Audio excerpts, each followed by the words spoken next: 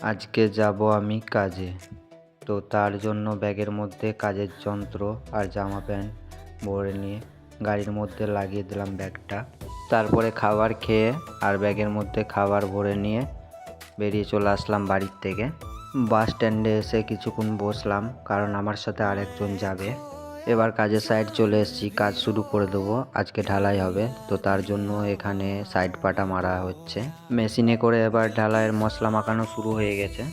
এখান থেকে আমরা কাজ শুরু করে দিলাম। আমি আগেও রাজমিস্ত্রি কাজ করেছি, তো আবারও শুরু করে দিলাম 7 মাস পরে কাজ। কারণ একটা অ্যাক্সিডেন্টে আমার ডান হাতের রগ কেটে গিয়েছিলো, তারপর থেকে আমি কাজ অফ করে দিয়েছিলাম। আমাদের খাবার টাইম হয়ে গেছে, তো এখানটা কমপ্লিট করে দিয়ে চলে যাব আমরা খেতে। খাওয়া দাওয়া কমপ্লিট করে আবার শুরু করে দিলাম কাজ আমরা। বিকালে কাজ ছেড়ে ওখান থেকে রেডি হয়ে এবার বেরিয়ে গেলাম বাড়ি যাওয়ার জন্য। বাড়ি যেতে যেতে আমার সন্ধ্যা লেগে গেল।